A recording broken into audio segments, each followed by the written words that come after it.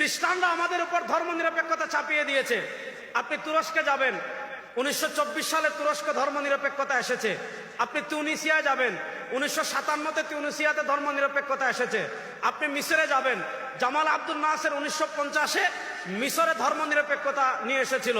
আপনি আলবেনিয়ায় যাবেন, পৃথিবীর যতগুলো মুসলিম কান্ট্রিতে ধর্মনিরপেক্ষতাকে মুসলমানদের উপর চাপিয়ে দেওয়া হয়েছে। আপনি তুরস্কে দেখবেন আজানকে তুর্কি ভাষায় করা হয়েছে। আপনি তুরস্কে দেখবেন হিজাবকে নিষিদ্ধ করা হয়েছে।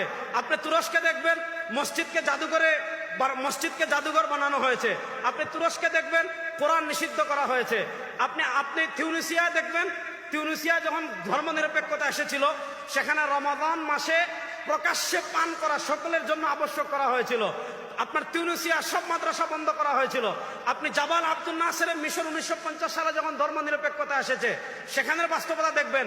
জামাল আব্দুল নাসের ইখওয়ানুল মুসলিমিনকে নিষিদ্ধ করেছিল, অসংখ্য আলেমদেরকে ফাঁসি দিয়েছিল, সব মাদ্রাসা খানকা মিশরে যা ছিল সব বন্ধ করে দিয়েছিল। আপনি আলবেনিয়া দেখবেন, আলবেনিয়া পৃথিবীর একমাত্র কান্ট্রি যে রাষ্ট্রকে তারা ধর্মনিরপেক্ষ মানে ধর্মহীন রাষ্ট্র ঘোষণা দিয়েছিল। পৃথিবীতে যতগুলো মুসলিম কান্ট্রিতে ধর্মনিরপেক্ষতা এসেছিল সব মুসলিম কান্ট্রিতে ইসলামকে বিতাড়ন করা, এটাই ছিল তাদের একমাত্র লক্ষ্য উদ্দেশ্য।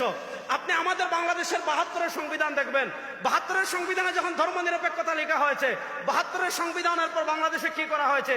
ইসলামী রাজনীতি নিষিদ্ধ করা হয়েছে।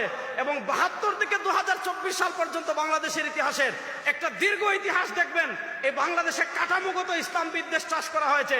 এই বাংলাদেশে এমন গিয়েছে আপনি হিজাব পরে কলেজে যেতে পারবেন না, আপনি দাড়ি রেখে সেনাবাহিনীতে চাকরি করতে পারবেন না, আপনি দাড়ি রেখে অমুক জায়গায় চাকরি করতে পারবেন না, তমুক জায়গায় চাকরি করতে পারবেন না, আপনি দাড়ি রেখে মসজিদে ইমামতি করতে পারবেন কিন্তু দিন বিজয়ের কথা বলতে পারবেন না।